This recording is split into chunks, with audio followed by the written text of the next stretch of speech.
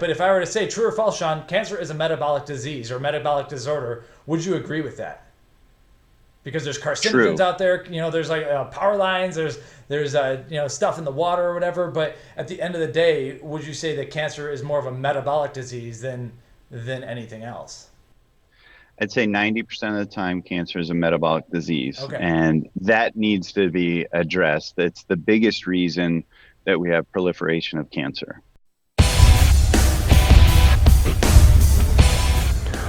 Welcome to PricePlow.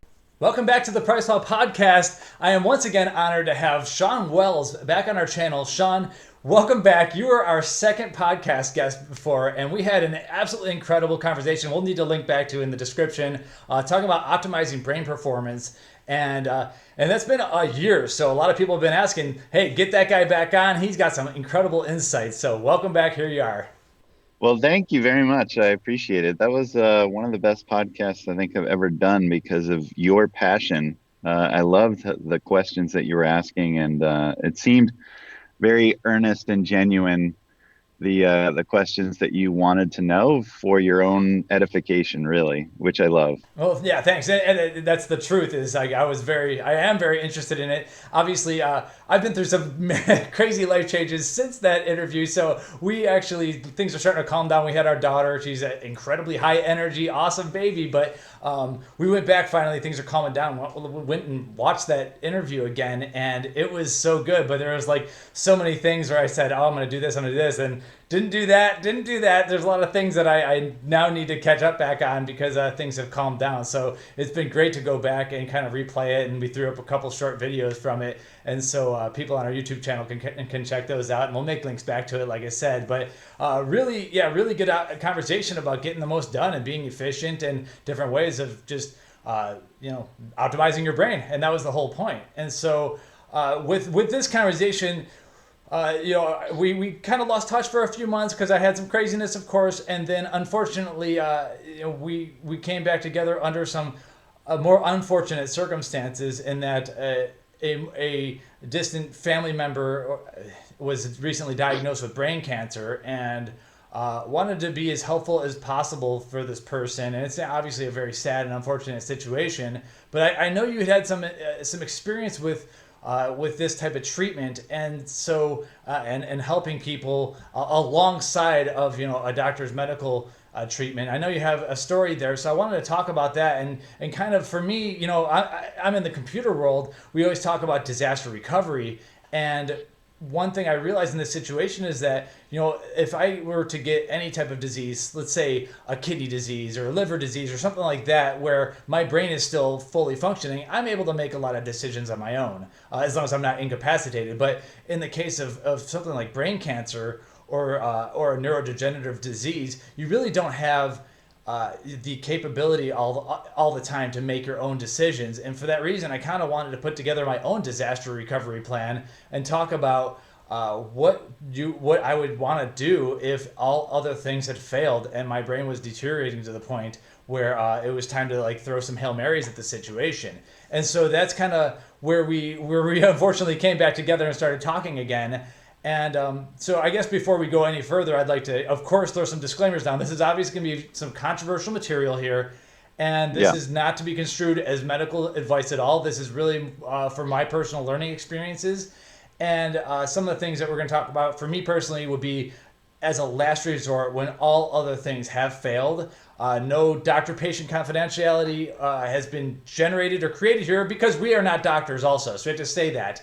And this is more of learning of some of the new research that's out there and how it can be used as an adjunct therapy for what a doctor states. So that's my disclaimer. This is not medical advice. Shawn, you might have some other things to say on top of that, but.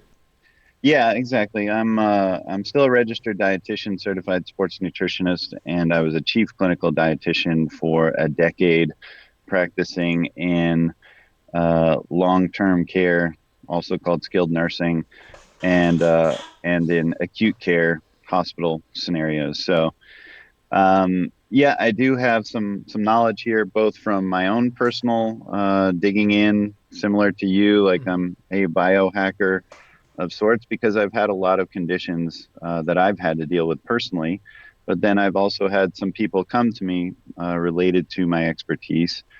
And in those cases, I don't do a whole lot directly with patients anymore. I have a lot of business going on. Yeah, you But do. when it comes to dire scenarios and someone comes to me, I just feel like I've been blessed. I'm not going to let someone die without helping them. And those kind of scenarios, I feel like that's something I need to do. So there was a specific case where that happened. But I mean, first, I'd probably like to get into what my connection is to all this. So I've been doing keto for about 20 years on and off. And through that process, I've discovered that some of my conditions, autoimmune conditions, things like fibromyalgia, chronic fatigue syndrome related to prior Epstein-Barr virus. I still have Epstein-Barr, but I had mono at one point. And then having 2 discs replaced in my neck from a car accident. I have Hashimoto's syndrome, which is an autoimmune condition of the thyroid. And I have a pituitary adenoma, which is a brain tumor in the pituitary. It's not cancerous, it's benign, but it wreaked havoc on my neurotransmitters and hormones. The pituitary is just critical on so many levels. And when I found out, it was because I was starting to get super tired, headaches. I was getting skinny fat. My body composition was changing, even though I was working out. And there was just something wrong. And I started going to get blood tests, and I saw that my testosterone was in the 70s, that my beta estradiol was through the roof, that my prolactin was through the roof. And then it happens to be that this adenoma is a prolactinoma, and that means that it's a hypersecretion of prolactin. And prolactin can inhibit testosterone and cause all kinds of issues. So, and that's like the hormone that has to do with milk production for guys who are exactly. Yeah. Okay. Well, first off, sorry you've had to go through all that. It's obviously unfortunate, but in a way, it may have helped the world in a little bit. Like being the optimist out here, because it's kind of driven you in this path where you're now able to go and speak on a lot of these things and talk about how the ketogenic diet, for you at least, is, and for a lot of people, this is where a lot of the research really started, and has been with helping autoimmune disorders and other types of cerebral functions and all that, or dysfunctions, Exactly. perhaps. And so how does it help you? And like, what is the connection here between like the ketogenic diet and some of these dysfunctions, or perhaps what's the connection between the Western diet and some of those dysfunctions?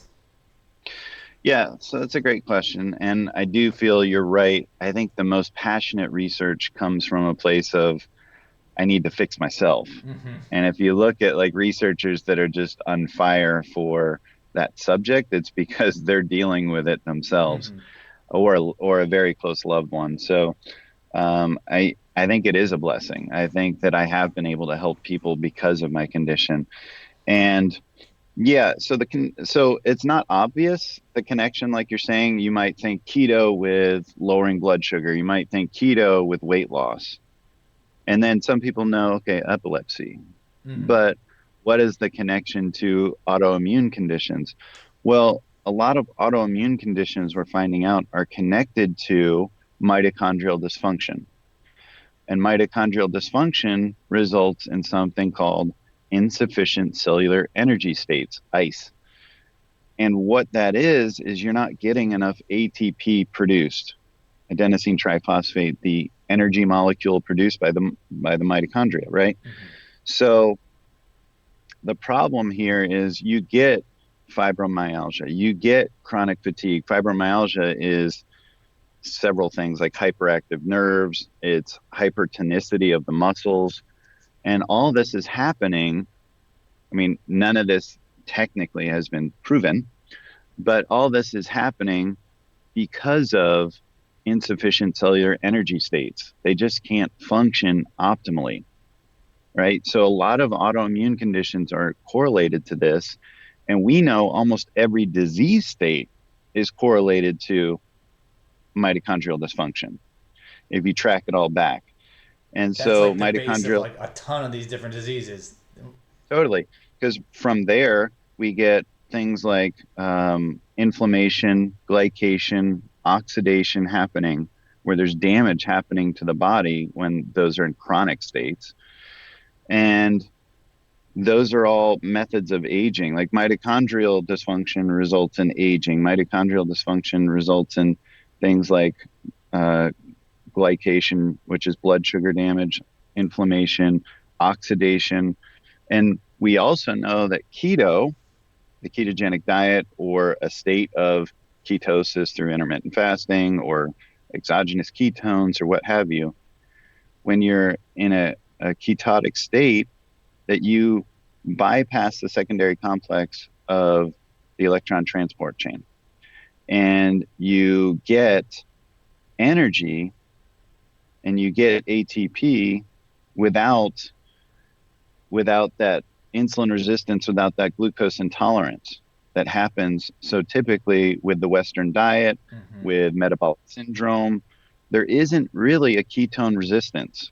I mean, maybe 1 out of 100,000 has that, but it's super, super, super rare. And it's nothing like the degree to which we have insulin resistance, glucose intolerance in the Western hemisphere with our diet, so which is super common. Yeah.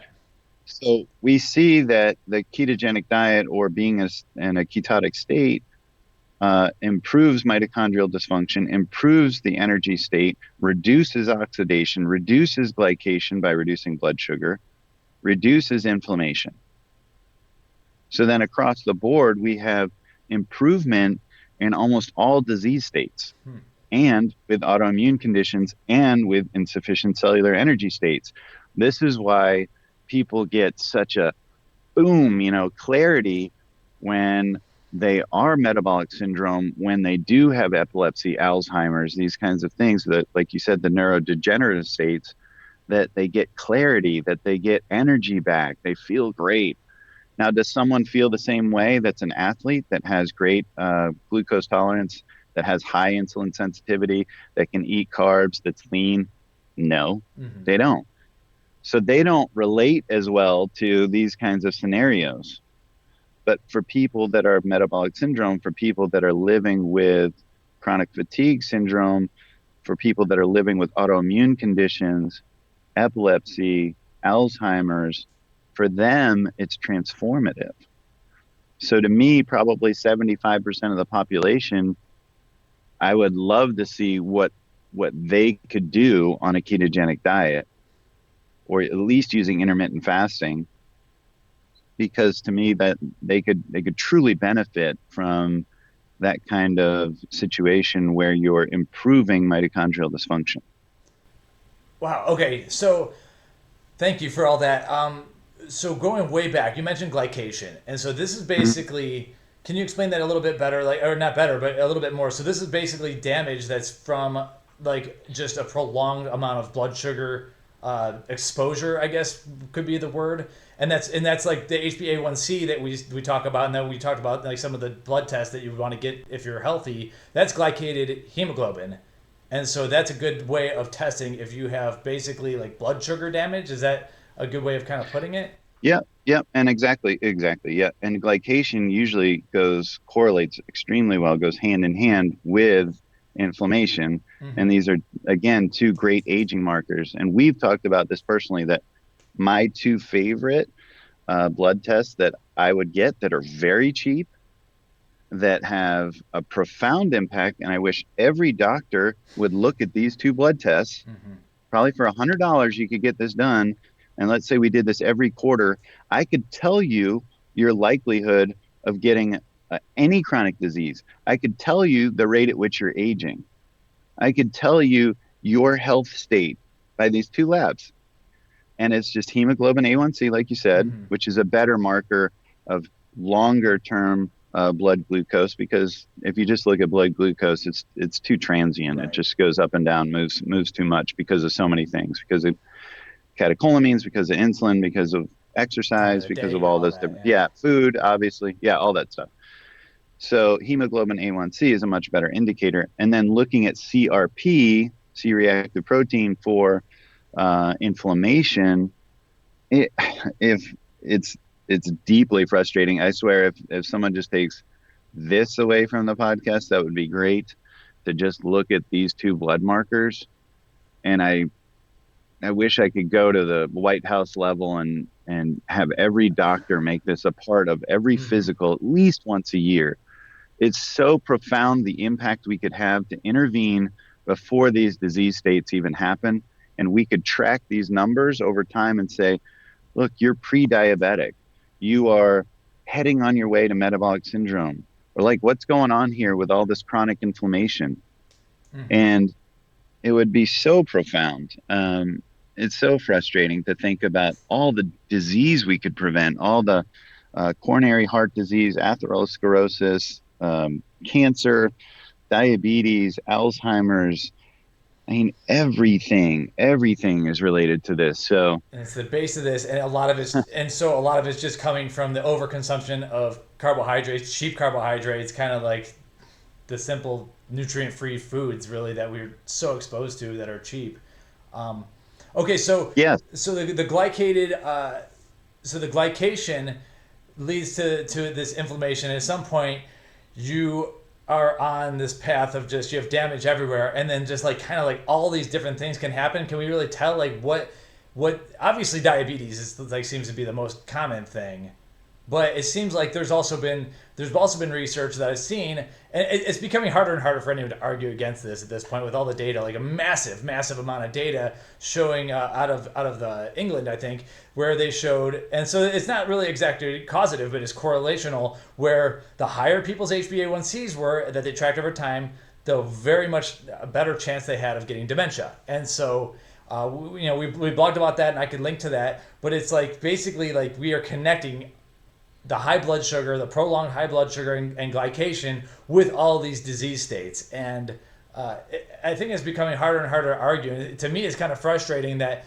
the standard care for someone who's a diabetic is managing their carbohydrate use, like by using insulin, rather than trying to bring it down like slowly but surely altogether. And so we can throw more insulin at the problem, but at the same time, if your glycated hemoglobin is still very high, there's a very good chance that all this other damage is occurring, and eventually that could lead to something like catastrophic. And so I've kind of like harped on like the neurodegenerative diseases, but it seems like at this point there's a lot of interest in the brain cancer world and the cancer world in general, and so that's kind of where I wanted to go with this. Is there's another video I'd love to link to for anyone interested in this, where it's Dr. Thomas Seyfried, who talks about, it's titled basically, Cancer is a Metabolic Disease.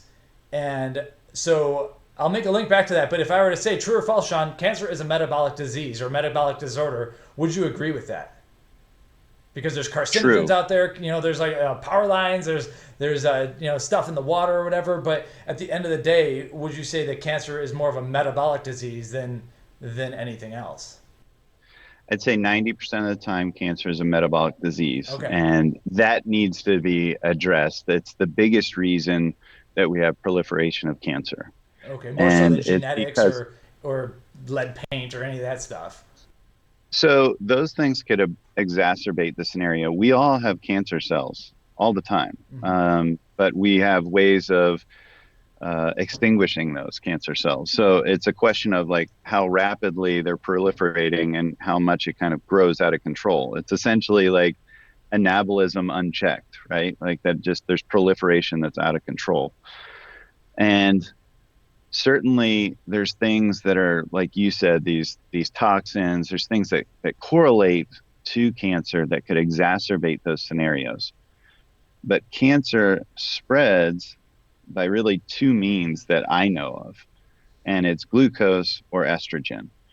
And think beta estradiol. There's different estrogens like estrone, beta estradiol, etc. But the main one, without a doubt, is blood glucose. And we've seen that the majority of cancers, when you address that, when you go on a low glucose diet, a low carbohydrate diet, which really the best case scenario of which is the very low carb ketogenic diet, and then paired with intermittent fasting is even better, that those have profound effects on cancer.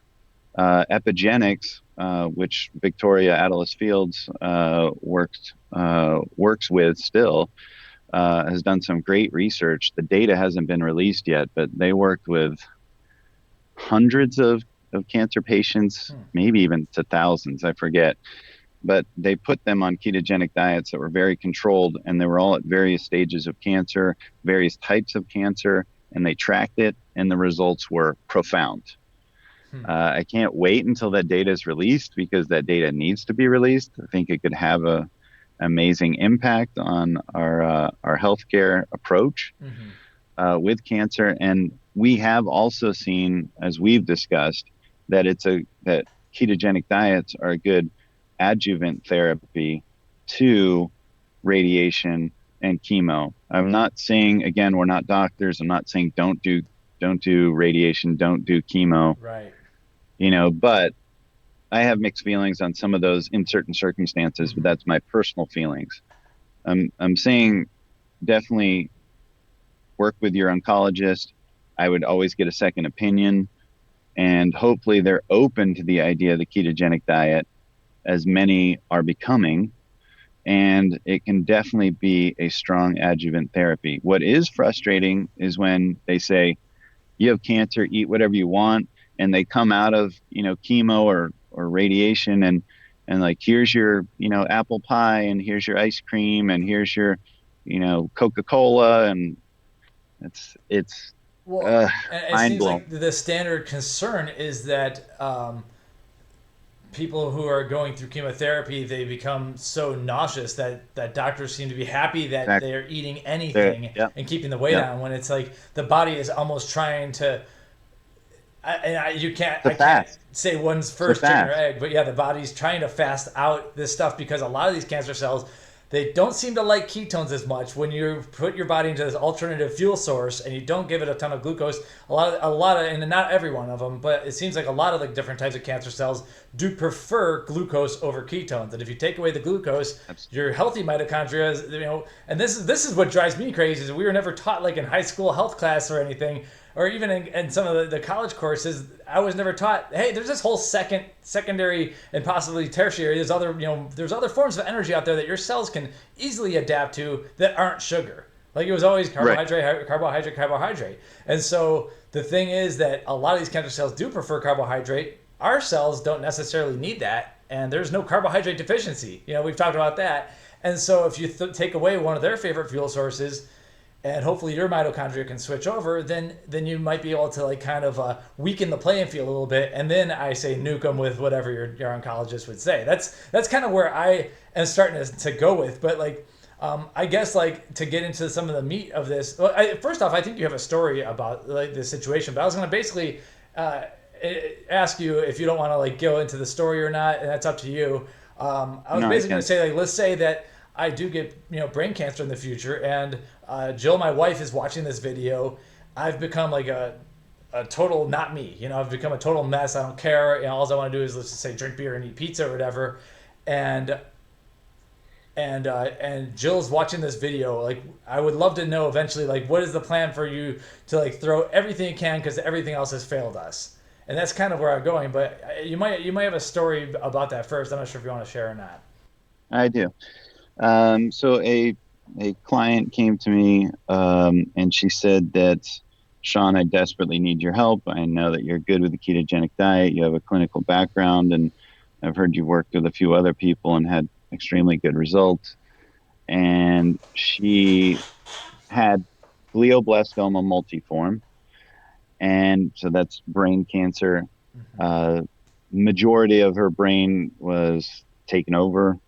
Saw the scans. The doctor said, you have about 6 weeks to live, and we're taking you off of chemo and radiation. So just enjoy your last 6 weeks, and that's it. And she was someone that was obese, had eaten Western diet, very poor diet most of her life, just, sugar snacks and fast food and all that kind of stuff.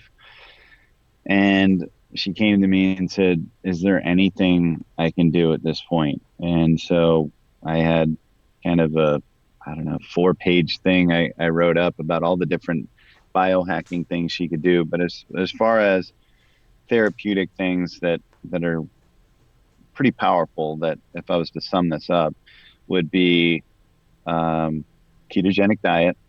So very low carb, ketogenic diet that's strict, a therapeutic cancer diet approach that isn't doing low carbs and isn't having, lots of treats here and there. And how people can do, there's no cyclical, there isn't targeted.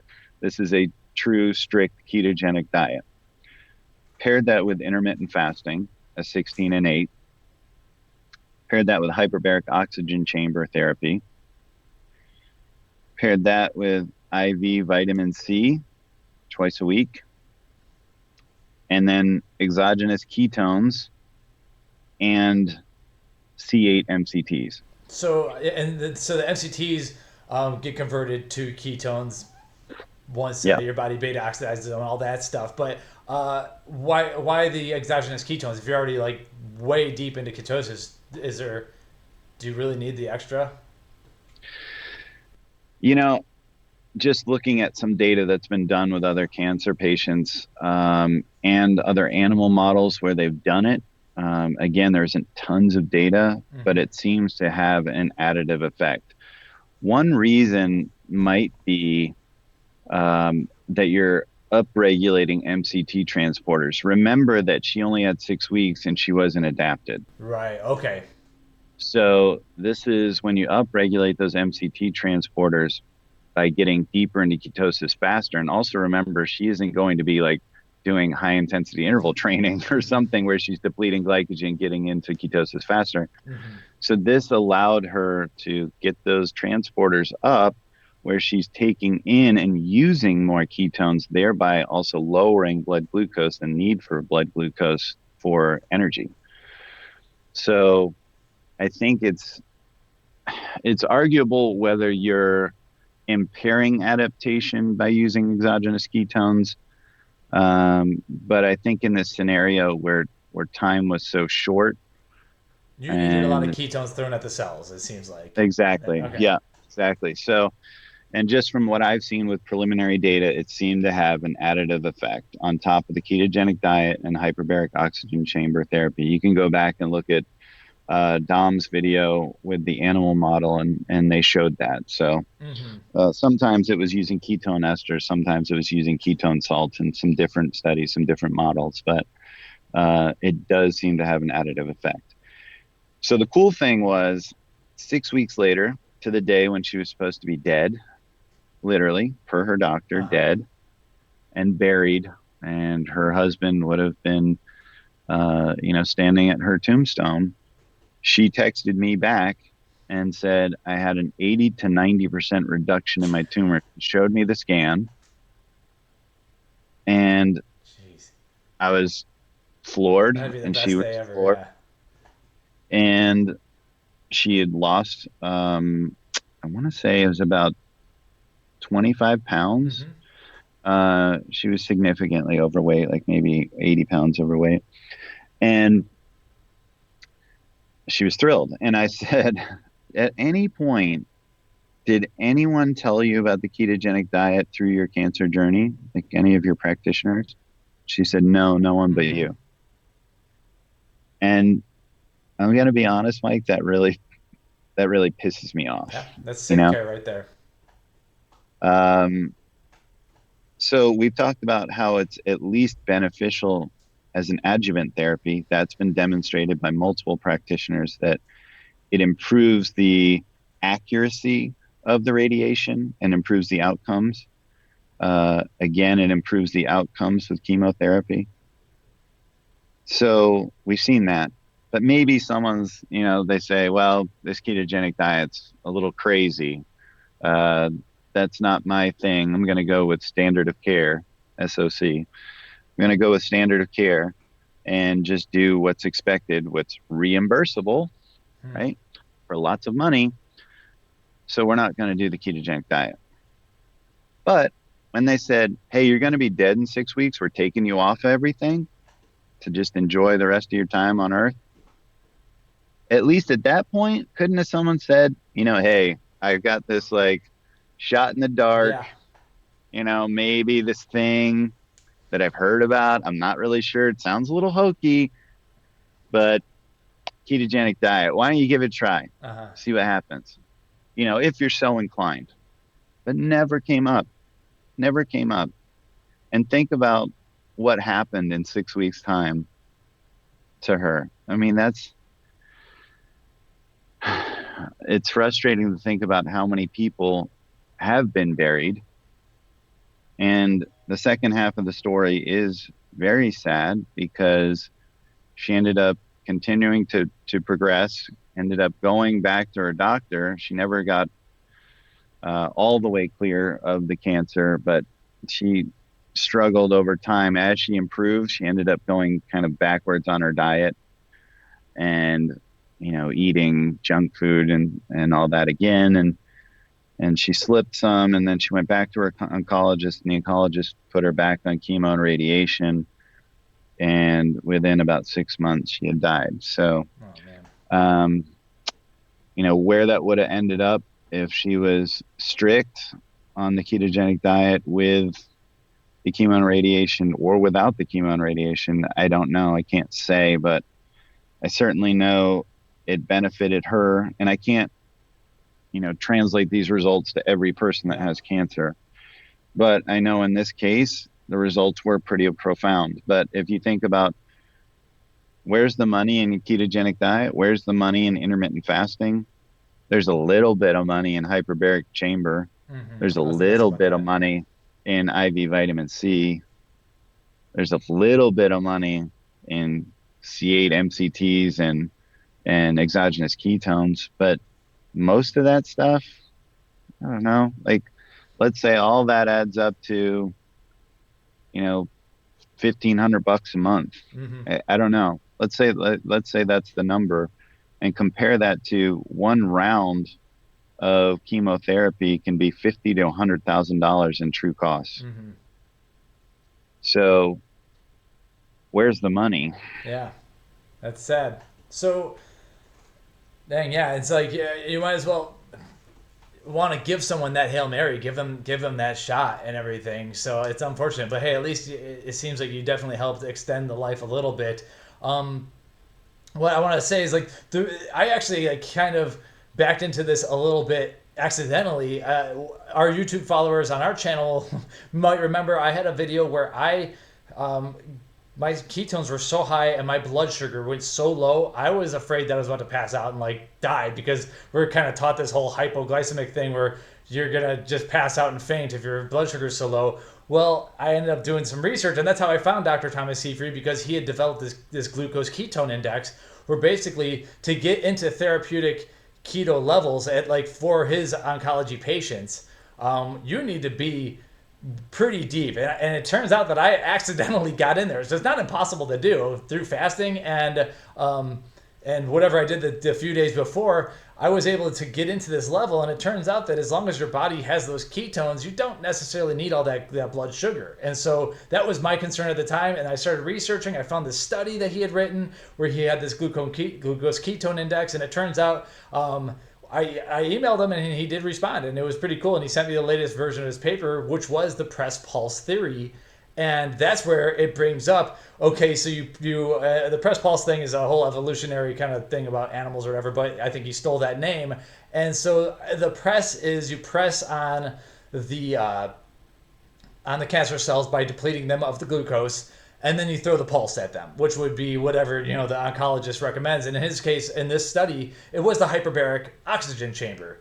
And so, and I really haven't gone much further down that rabbit hole, but isn't that like that's the oxygen chamber that you use like if you've gone diving for too long or whatever? Is it kind of the same thing? No, it's similar. It's Okay. similar. And Yeah. so what is Yeah. It's just, it's why? oxygenation. So oxygen, similar to the idea with healthy cells can function on glucose and ketones, but cancer cells only function on glucose. So that's the idea with the metabolic model. But with the oxygen chamber therapy, it's kind of similar in that a certain level of oxygen is actually toxic to cancer cells, but healthy for healthy cells.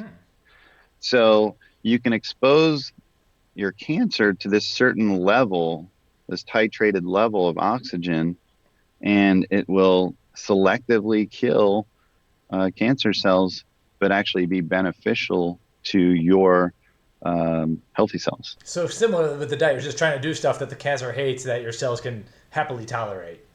Yep. Okay. Yep.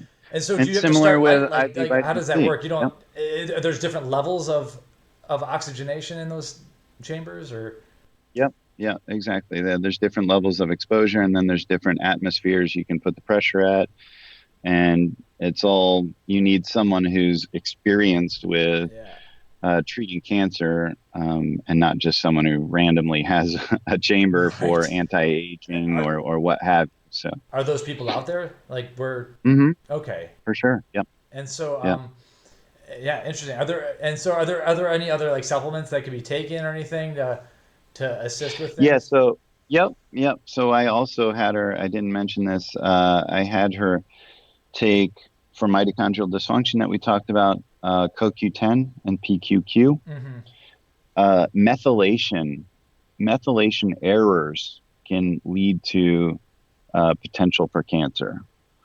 So that is one thing I addressed as well with great methylators, which is creatine, betaine, and then the active forms of B12 and folate, which is methylcobalamin and 5-methyl tetrahydrofolate. So I had her take those. And then I had her on IV vitamin C. But if for some reason you couldn't get IV vitamin C, then I would take a high dose liposomal vitamin C orally. Probably not the same thing from what I've seen with the vitamin C, but right. Okay. Are there doctors who kind of do specialize in this at all, or is this sorry, there was a big one that I forgot to mention besides the exogenous ketones and C8 MCTs. Is berberine, of course, which I'm a huge fan of. I almost want to have a whole separate video on berberine, and that's definitely part of my daily stack. But yeah, I was thinking, and so the long story short is berberine is what we call a glucose disposal agent, and so it kind of helps lower your blood sugar by driving that sugar into the muscle cells. Typically, is what we say to the athletes. But I'm not sure, like for someone who's obese, like what was the goal there? You're just trying to knock out as much blood sugar as soon as possible, kind of there? Yes. So I formulated a product a few years back for BioTrust called IC5. And I was experimenting at the time with berberine. This is crazy. And I was in a ketogenic state. And I did this on separated, where I took berberine or a placebo. And I did a carbohydrate challenge, and instead of doing normally an oral glucose tolerance test of 75 grams of dextrose, which sounds gross, I did sweet tarts. I believe it was it was even more fun than that. I did I think it was 5 double stuffed Oreos and 2 frosted Pop-Tarts. Now you're talking. So yeah. So this is kind of fun. And when I did the placebo, which I obviously know, so I don't need to give myself a placebo. I didn't take anything except the water. I went from around 70 was my basal glucose, blood glucose, and I checked this every 30 minutes for 2 hours. And I got up to 199. Nice. 2 hours. People do that to themselves every day. I wasn't even going back down. Oh man. So I don't know, like where, I mean, hopefully, like if I checked at 2.5 hours, it was going back down. But this is the crazy thing. I took just the 500 milligrams of berberine, which is a standard dose. You take that 3 times a day. I took that co-administered with my carbohydrate challenge. Right. And I never got above 100. At an hour, I was already going back down. Wow. Okay. So you want to talk about profound impact? I think that's better than the results I get. Big. Berberine's an herb though, so it almost depends on how well it's extracted too. So huge. So that's a whole other thing. yeah. I went through 48 samples to find one that actually tested out. Wow. There's so much junk out there. Mm-hmm. And when I say test it out, we not only look at HPLC for the active, there's ways to manipulate those with other herbs that will test out for the active. But when you're actually looking at HPTLC for the species, that's where we only found 1 out of 48 that was actually true. And of course, it was about 4 times the cost. Yeah. And it's very difficult, I would say, to find that. I don't know how much of it out there is bunk or not in terms of supplement manufacturers, but I would say a large percent is. Okay. Because it's much cheaper. I might need to get some of that and put it to the test on my own self and compare some of these other GDAs. So, but okay, so you were using it with carbohydrate and everything, but for the sake of this patient here who had already been put on the ketogenic diet, is it okay to take the berberine if there's no carbs around? Like, what happens then? What is it doing? So here's the other thing that I noticed is that it has ketone sensitizing effects. It's a term I created, really. But essentially, I found that when you're in a normal basal blood sugar state and you're in ketosis, that it will increase your ketone levels in and of itself. So I would see a bump of 0.2, 0.3, 0.4, 0.5 just from taking the berberine. Awesome. And it's suppressing glucose. So yeah, that's fascinating. So it can have an impact. Like, so then it's like you start talking about synergy when you're taking exogenous ketones or you're intermittent fasting or you're taking MCTs. I feel like it can have this ketone sensitizing effect where there can be synergy. Excellent. So, like, this is a big if you do subscribe to this whole cancer as a metabolic disease theory, let's just say, if you subscribe to that, then you start going down, okay, how do I keep the blood sugar low, ketones high? And that's obviously a good tool to use. When I first started doing all this, I was afraid to use the glucose disposal agents on an empty stomach or without carbohydrates, but now that I am in a ketogenic state, I'm not worried about blood sugar going that low, and as long as I have the ketones around, and it does seem to make me feel better. And like you mentioned, you seem to be able to wiggle in a little bit of a cheat once in a while too, like because I don't like avoiding fruit, for instance. So if I can, I'm going to be as one of my jobs is I feel like I can't tell people how their diet's going to work for them, but I want to see how I can create the more optimal diet for myself at least, and then kind of broadcast that to the world. So if you think you might have at least something similar to me, then maybe that's a good starting point for some people. And so that's kind of what I want to do on the channel a little bit, and my little biohacking without getting too crazy is some basic blood sugar and ketone tests and everything. Okay, so you also put through berberine, and it's just so sad that the story ends like that. So at this point, let's say we're off in the future and I got brain cancer and I'm being just a son of a bitch, and so Jill's out there and it's like, all right, so you got to throw me in a padded room. And I'm cool with this, like put me in a padded room and get me into therapeutic ketosis by whatever means necessary.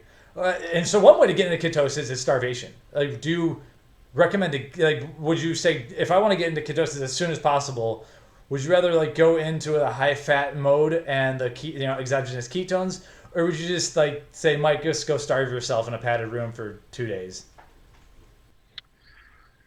And this is in a cancer state? This is future Mike who's got brain cancer and is being a horrible person. Yeah, I wouldn't recommend starvation for a long time, and I wouldn't recommend low protein for a long time. But to get into ketosis faster, that you're basically, I would go zero carb. I would go very, very, very low protein at first. I would do fasting / starvation. Yes, for the first three days, 5 days, something like that. And then I would bring up my protein some, and then I would start eating a ketogenic diet. Again, staying strict, but I definitely wouldn't be getting above 20% of calories from protein, and I would try and keep my carbs to near zero. Right. Okay. Gotcha. And so then, so we got PQQ and coenzyme Q10. Hopefully, you can start getting the vitamin C, and it's not an injection; it's intravenous vitamin C. Yeah. Scheduled. Hyperbaric oxygen chamber, kind of start low. Exogenous ketones, C8 MCT, which so for me, I haven't had much success testing ketones with C8 MCT, to be honest. But what I'm looking at is it seems like it happens so much faster that I need to test my blood. I need to test my blood ketones sooner than I normally do. I want to do it like 15, 30, and 45 minutes to see if it happens quicker, because I've actually had just as good a success with coconut oil myself. But that's in a normal, healthy, sober state and everything too. So that's one area that I want to tinker with a lot more with, like some of these more enhanced MCT oils. And then what else? So berberine. There's a study that shows coconut oil versus MCTs, which is C8 and C10 versus C8, and it's over 100% better. C8 is over than coconut oil, and versus the C8 versus C8 plus C10, it's 21% better. But I've seen pretty dramatic differences. Okay, you have. Yes. Okay, I'll need to tinker with that and maybe get a link to that study. Wow. Okay. Cool. And so, man, yeah, it's I don't know, it's just sad to think about some of these things, but it all comes down to, so in terms of someone who thinks that they might be, it might be a genetic thing or whatever. Would you? It seems like it's still a good idea to at least like keep your HbA1c levels low, keep things more moderate to low carb and everything. Now regarding the protein, this is what I was going to ask. Regarding the protein use, you said you'd bump your protein back up after a little bit. Do you subscribe to any of the theories that, for instance, cooking your cooked meat is more carcinogenic than a plant-based protein or anything like that, or would you just be like eggs, meat, whatever it takes to hit the ketone numbers? I think there's certainly ways that we cook things that may not be the healthiest thing. When a carnivore eats an animal, they don't cook it. No. So they eat it raw.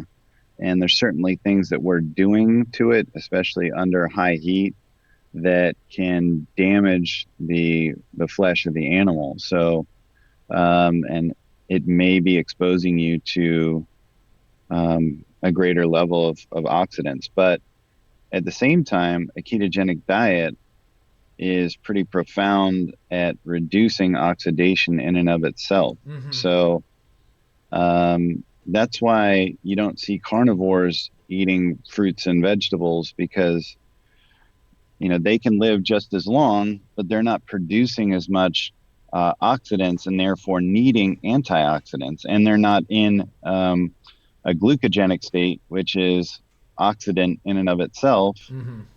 They're in a ketogenic state. So, that's why you've seen, like we've talked about, certain animal models where they're ketogenic, especially versus a Western diet. Now, I don't know versus a vegan diet or what have you, but versus a Western diet where they live 21% longer on the ketogenic diet.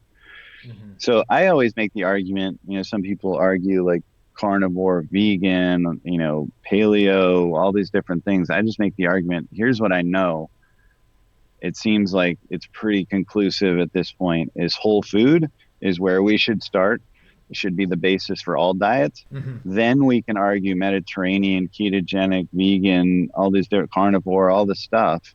Okay, let's argue that after we've eliminated GMO, artificial sweetener, artificial flavor, artificial color, antibiotics, on down the line, RBGH, RBST, after we've eliminated ultra processed foods, Coca-Cola, ultra processed, no that's a new term. Now we're all No, that's processed is old. Now it's ultra processed food. So that's the foodstuffs that we're into now. I mean, why, like we've talked about this, like how often does carbohydrate and fat occur in nature, like on an appreciable level? I mean, certainly there's things like, we've talked about avocados and nuts. The best example I have is avocado, but a lot of that's fiber too. I don't know if that's like right, exactly. Same with nuts. True carbohydrate, right?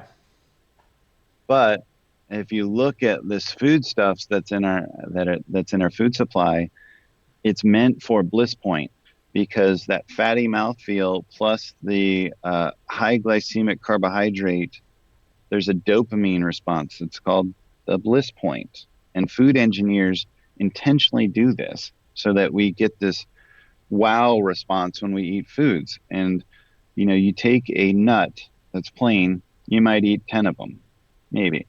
Now you add oil to them. Oh, well, these have a better mouthfeel. Now we're going to eat 20 of them. You add salt to that oil. Now you want to eat 40 of them. Now you add spicy, sweet habanero with honey. Oh, man. Oh, now someone's eating like a whole tub of this thing. Yep, I know exactly who you're talking about. So this is those are bliss points, and you're essentially just adding more and more bliss point factors until you get to the point where it's just pure addiction and you can't control yourself, and it overrides satiety signals. And when you walk in a convenience store, you're assaulted with this addiction. You're assaulted with smoking, tobacco addiction, alcohol addiction, gambling addiction, sugar addiction, caffeine addiction. That's what, when you walk in a convenience store, that's what the whole store revolves around. Yeah. Impulse. And colorful packaging to play on your impulse, and colorful liquids in the cooler. And there's Gatorade, there's, Monster Energies, there's Red Bull, there's, Reese's peanut butter cups, and all this stuff, all the bright colors that you see everywhere. And it's just meant to pull in your addiction, your impulse, to where you can't control yourself and you buy these things. And those are our foodstuffs. And that's what people are living off of in their day. First thing in the morning, they might, on their way to work, they might pick up a Monster and some donuts, or a Monster and some Reese's, or, something, and that's breakfast. So we should all agree on that it's healthy to find whole food, and then we can have a discussion from there. But I don't think anyone's going to make the argument that the degree to which these ultra processed foods are in our food supply is very unhealthy. Yeah, and a lot of people be like, oh, well, correlation isn't causation. At some point, it is. I mean, you see what we've been doing since the 70s. There's a lot of things. There's like 15 things. Tons of things we're doing wrong. But at the end of the day, to me, the availability of cheap carbohydrate for non-athletic purposes is just such a massive, massive driving point. That's what is leading to all this, all the metabolic syndrome and everything else that goes along with it that we've, talked about in this call, obviously. Well, that brings up, when we talked about this, the high-fat diet being dangerous. That's so. I want to interrupt you, because what I'm seeing is when you talk about like the perfect salty sweet, the chip and everything, and we talk about like there's not many foods that are high fat and high in carbohydrate. It seems like that's where the biggest damage is at, where you have a high fat, high carb food, and then you just can't stop. And then basically, and also protein gets forgotten a lot at that point. By the time you are finally full, you realize you haven't had any protein that day, and that's just as detrimental for body composition. And so like all these bad things happening. But what drives me nuts, and I'm not sure this might have been where you're going with that, is that a lot of these studies that say they're low carb, they aren't really low carb. They're actually kind of like moderate carb, high carb, and a lot of studies that say this is a high fat, low carb diet are really like high fat, moderate carb, or high fat, high carb, and those hit the addiction centers, and we have some new studies showing that I want to talk about as well later on, on our channel and everything. So, am I close to where you're going with when I cut you off? Yes, yeah, absolutely. So some diets that are normal carbohydrate have been referred to in the past as like around 70% of your calories coming from carbohydrates. Jeez. And so therefore they've called low carb 50% or less, which is not low carb and nowhere so near calorie ketogenic, diet, you're which getting is 1,000 5. calories from carbohydrate, which is 250 carbs. That's low carb. Yeah, exactly. All right. And so there's no clear definition on low carb. I think now maybe reasonably we'd all talk about low carb as 30 to 40 percent, which is better than the 50. But a ketogenic low carb is 5%. So that we're talking about a very big difference. So when people talk about low carb, it's not the same as talking about ketogenic. And actually promoting ketones in the blood. So it's a very different thing. And when we look at these high-fat diets with animal models that say high-fat diet is dangerous, it's higher fat, again, with that high glycemic carbohydrate paired with it. Mm-hmm. And that is the Western diet. And that is turning off lipolysis, inhibiting lipolysis, the breakdown of fat, and it's promoting lipogenesis, the storage of fat and creation of fat.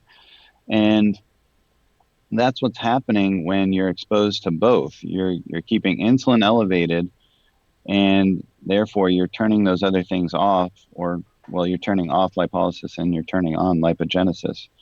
So that's the problem. This is not a ketogenic diet, very high fat, very low carb diet. It's a high fat with processed vegetable oils typically, and a high carb with garbage carbohydrate like high fructose corn syrup or maltodextrin or like some of these kinds of things paired with it. So it's very misguided when they talk about high fat diet. Yeah, and what drives me nuts is, I mean, obviously, it's to the point where I think the researchers have to know this at this point, that they shouldn't be calling that a high-fat diet. Like a high-fat diet, especially for a rat, it takes like 90% fat to get a rat into ketosis. So if 50% fat is not high fat for a rat, especially, and we aren't rats and everything, but yeah, they are even more extreme cases. So taking some of those like numbers that might be kind of high fat for a human and then applying that to a rat is like completely false. But what really drives me nuts is that the propaganda like headlines that get created out of it, and it's almost like it almost feels like sometimes it was like done on purpose or something, or I don't know. But and obviously we're in this clickbait culture where people want to where news organizations are literally dying and they'll do anything to get the clicks. And so if a researcher like says one wrong word or puts the word high in the wrong spot, and then it just turns into this massive headline that gets passed around and up the blogosphere, and then you see on Twitter, some of the researchers I follow, they get upset. And so I want to, it's almost like I need to have a list of just like, okay, these were not truly high fat, or these were not truly low carb studies. So you mentioned like the mixture of the high fat and the carbohydrate is just this situation that creates for lipogenesis. What if it was just simply a high carb, low fat diet that a lot of bodybuilders follow? Is that going to, since you're not supplying as many fat molecules, is it going to be a little bit better for general health? Do you think at that point, like, is it worse to have both high and then just high carb alone? It is worse to have both high. Okay. Yes. I don't think it's healthy to deny yourself somewhere in that 30 to 40% of calories coming from fat, because that's been shown repeatedly, like with the Mediterranean diet, with Syndrome X diet, with some of these things. You don't have to go into ketosis per se, but if you think about our brain is cholesterol based and fatty acid based, phospholipids, and you think about all of our hormones are cholesterol based, and you think about how important it is to have a certain level of fat, because yes, like on a low fat diet, like Ornish or Pritikin, that you can lower LDL, but you also lower HDL. And they've actually shown on a very low fat diet that your risk is higher for cardiovascular disease than on that moderate fat diet. So it's, again, misguided. And I've talked about this before too, that LDL is in and of itself, if you look at like the typical test for cholesterol that your doctor might give you that has HDL, LDL, total cholesterol, those are calculated, one, and two, those aren't really breaking out the subfractions of these molecules, these chylomicrons. So the problem is LDL isn't the bad cholesterol, it's VLDL that is.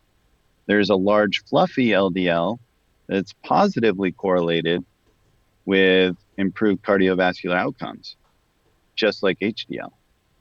So again, misguided. You have to, this is, again, doctors don't even know this, which is sad. There's very few cardiologists that know this. Super sad. So they need to order what's called a VAP test or an NMR test and look at these subfractions. Then they can look at VLDL and say, okay, this one fraction is elevated and you're at higher risk for cardiovascular disease. Or they can say, oh, you're on the ketogenic diet and your cholesterol is higher, but it's your large fluffy LDL, it's your HDL, it's all these other subfractions, and your VLDL is actually improved. So you're in a better cardiovascular risk state because you're on a ketogenic diet. And even though your cholesterol numbers are higher than what's considered within normal limits or healthy per the American Heart Association, you're healthy and you're not at risk. But of course, doctors hate to go against standards of care and guidelines. Yeah. That's they'll get themselves into trouble, and that's just unfortunate because at what point are the patients being neglected at that point? And you can see a lot of frustration happening over there, but hey, we're doing our best to get the information out, and it's to the point where like this is where I'm excited about the internet, about YouTube, about podcasts and stuff. Like the information is out there, and there is an information war going on. I see it happening, and that's why I get mad at some of those headlines. Whether they're intentional or not doesn't matter. But there is, the information is out there, and at this point, I just don't think that the researchers who truly care, this like generation of researchers who are kind of our age and somewhere in that born in that range, who are really like kind of fed up with what's been shoved down our throats, and like the boomers have they've been just brainwashed to the point where it's like, listen, there is this other information out there, and the research is starting to back it up. The young researchers are showing it, and you don't need to believe all the things that have always been taught to you, because the new research is showing it's quite different. And there's an information war, is all I'm going to say, and I do enjoy kind of following it because, hey, what has been taught to us in the past decades has not been working. And so even if we're not 100% right about some of this stuff, it's to the point where it can't be any worse than this whole obesity epidemic and everything that it's 100%. Yeah. 100%. And, one of the other things that we've talked about that frustrates the hell out of me is the ketogenic diet being the new fad diet, and everyone talking about it being a fad. And I'll say to them, ketosis is not a fad. Ketosis is a state that, going back to what you were taught and what I was taught, even from my clinical dietetics, was just the only time I heard ketosis was in this high-risk diabetic ketoacidosis state. Right. I never heard ketosis can be healthy. Didn't even talk about it for epilepsy. Talked about things like Keppra and these drugs, these anti-seizure drugs, of course. But the new fad is not the ketogenic diet, because we were in ketosis probably 50% of the time if you went back tens of thousands of years. Yeah. So, we would have, even during the summer, we would have resistant starches. We might eat a potato. We might eat a green banana. Those are resistant starches that actually can promote ketosis, believe it or not. When they're not in a ripened state, when they're not broken down, heated up, mashed, whatever, all this stuff. Like most of the fruit we would have ate wouldn't have always been perfectly ripe like it is at the store. And we would have had to work to get it. And guess what caloric expenditure means? Ketosis. So if we had to work to get our food, be it, carbohydrate or animal, then, that's caloric expenditure. And guess what? If we went a day or 2 days without eating because we're looking for food, because food wasn't available, because it was winter, because it was sparse plants around, because we were sick and hurt, whatever, we would have been in ketosis. And then during the winter, when we were eating just animals, would have been in ketosis. And it's like, well, so like a lot of times we would be fasting, a lot of times we would be eating animals, a lot of times we would have been eating resistant starches. So we would have been in ketosis a fair amount of the time. The new fad diet is artificial sweeteners, artificial colors, artificial flavors, RBGH, RBST, antibiotics, GMO, ultra processed. That's the new fad diet. That's the new thing that's happened in the last 50 to 100 years. Right. And it's accelerating at a rapid rate, and that's killing us. That's the new fad diet we should all be pissed off about. Right. Yeah. And it's not to say that it's tough to say, our ancestors, my ancestors, mountains of Italy. So obviously there's no fruit around in the winter. What do you think they're doing? They're eating animal fat. Maybe they weren't in ketosis, they ate enough protein, but chances are they were, for a large amount of the time, in keto, because there weren't just apples sitting around. I don't know if those grow in that area even during the summer. So I'm not saying that that's better. My argument is that we are very heavily adapted towards being able to do both. And to me, I think that there is, when we start talking about what's better, it's a little bit tougher, because obviously my ancestors in the mountains of Italy probably didn't live as long either, but they're probably also they broke their leg and they're done.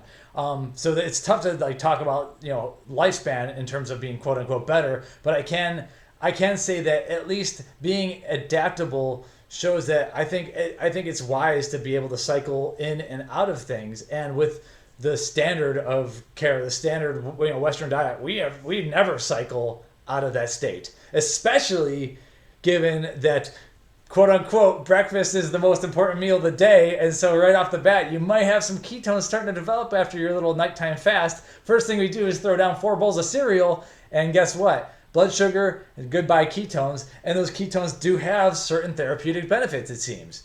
And so, right. And I'm not sure if some of these benefits, and maybe you can go back to this, are some of the benefits we've talked about. Is it the ketones doing it, or is it just a lack of blood sugar that is? Well, you forgot about as part of your healthy breakfast in that picture, there's also orange juice. Oh, yeah. There's also white toast, right? So, yeah, I will. Yeah. It would be 1 bowl of cereal and then the orange juice and the white toast. For me, it was just 4 bowls of cereal. So right. That was how I did it. But no, that's a good question, and I think the actual answer is it's both, because we talked about glycation leading to inflammation and all those kinds of issues with elevated blood sugar and hyperinsulinemia, right? Mm-hmm. So that's part of the equation. But the other part of the equation is when you're in these insufficient cellular energy states, because you can't supply enough blood glucose to create enough energy from the mitochondria through typical glucogenic means, then you can get the energy through ketones. So that's the difference, is that now you're in sufficient cellular energy state with the ketones. So okay, so it's not like the ketones are like these miracle super Mr. Clean cleaners or whatever. It's more like they are just providing the cellular energy that was not the restorative, it seems like, because they're providing for an energy state that you just simply couldn't get otherwise. Yeah, it's difficult because it's difficult for me to say definitively it's just one or the other, Right. because there's a lot of signaling that happens and that we don't fully understand with a lot of these molecules, that when, like, for example, when glucose and ketones, there's an interplay there, that there can be some glucose specific signaling or some ketone specific signaling that's happening, that's causing a cascade of things to happen that we're just not very clear on. So maybe they do have some miracles up their sleeves still. But either And way, there's a lot of things that happens in our body that don't necessarily happen on a physiological level right out of the gate with us being babies. Some of these things happen as shortcuts as we age that are fascinating as well. That, like, the body becomes smarter and more adaptable over time to recognize certain signals of things being elevated or things being depressed, and then reacting to those things. So it's very difficult to say. The body is so complex and so individualized but that's what I would say, is that it's more, if I was to look at on a therapeutic level in terms of damage, it's suppressing the blood glucose. In terms of improved energy, it's the elevated ketones. I like that. Okay. Very well put. Awesome.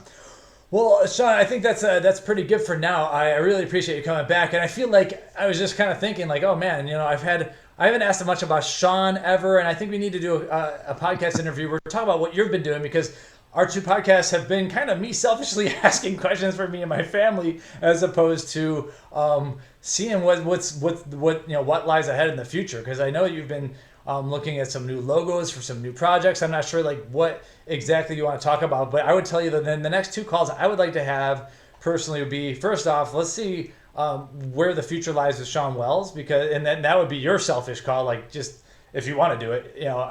I think some of our users are like, whoa, this guy knows some stuff. What's he up to next? Because we kind of it seems like sometimes, like with some of the stuff we're talking about, we're playing catch up from some of the researchers. I want to go jump into what's next.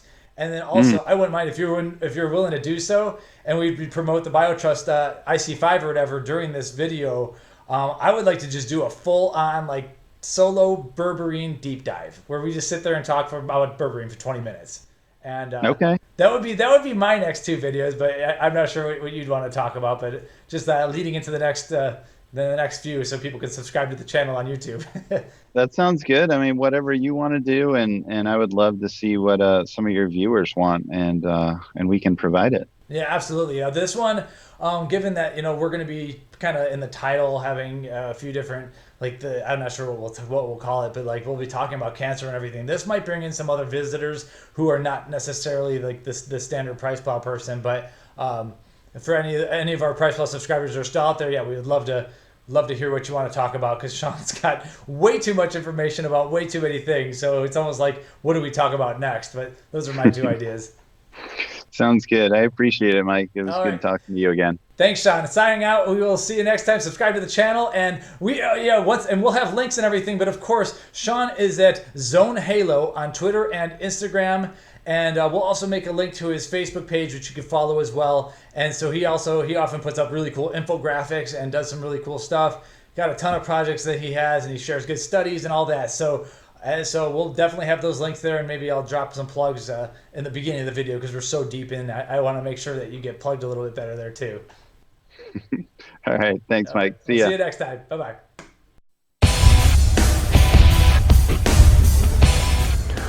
Welcome to PricePlow.